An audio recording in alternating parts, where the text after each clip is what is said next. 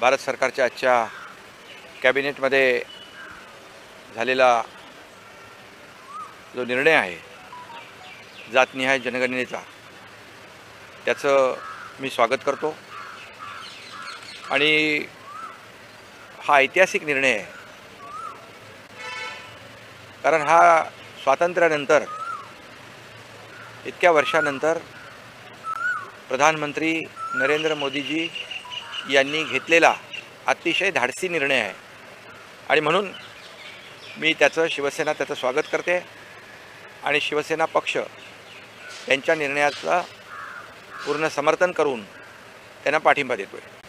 जातनिहाय जनगणनेतील आकडेवारीमुळे कल्याणकारी लोकाभिमुख योजनांचा त्या समाजाला फायदा होईल, त्या अधिक प्रभावीपणे आपण राबवू शकतो.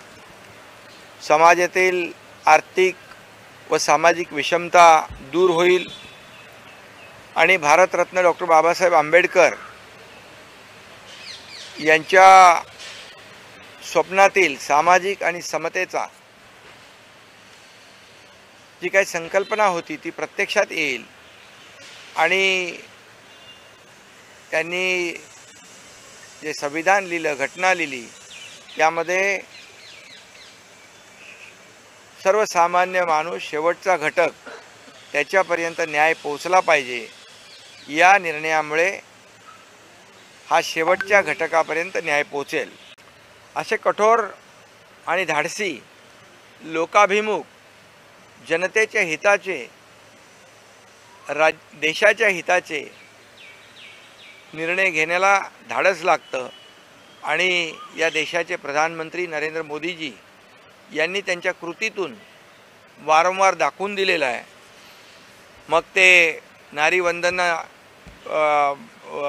शक्ती वंदन जे आहे, म्हणजे आपल्या लोकसभा आणि विधानसभेमध्ये आरक्षण देण्याचा निर्णय असेल, 370 कलम हटवण्याचा निर्णय असेल, वक्फ बोर्डाचा निर्णय असेल, असे ऐतिहासिक निर्णय, धाडसी निर्णय प्रधानमंत्री मोदीजींनी घेतले.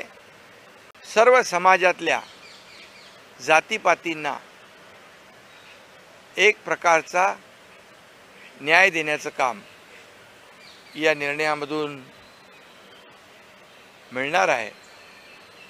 आम्ही निवडणुकीमध्ये जी आश्वासनं देतो, जी वचनं देतो, त्याची पूर्तता करतो. त्याचं हे आणखी एक उत्तम उदाहरण आदरणीय मोदीजींनी दाखवून दिलेलं आहे. जातनिहाय जनगणनेची अनेक वर्षाची मागणी होती, परंतु यापूर्वीची सरकार बघतो, करतो, पाहतो फक्त आश्वासनं देत होते, वोट बँकेचं राजकारण करत होते.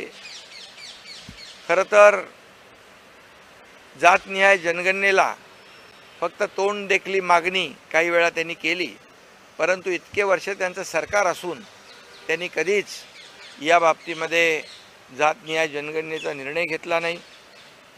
कायम त्यांनी या प्रत्येक जातीपातीकडे, समाजाकडे वोट बँक म्हणून पाहिलं आणि म्हणून आताच्या परिस्थितीत वोट बँक म्हणून पाहिल्यामुळे त्यांनी हा निर्णय घेतला नाही, घेऊ शकले नाहीत. परंतु प्रधानमंत्री मोदीजी कुठल्याही निर्णयाकडे वोट बँक म्हणून पाहत नाहीत.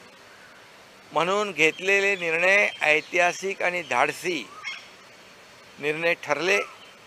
त्यांचं म्हणणं एकच आहे, या देशातली दलित, शोषित, पीडित, सर्वसामान्य, गरीब जनता याला न्याय मिळाला पाहिजे, त्याची प्रगती झाली पाहिजे, तो समाजाच्या मुख्य प्रवाहात आला पाहिजे. हीच भूमिका आदरणीय प्रधानमंत्री मोदीजींनी घेतली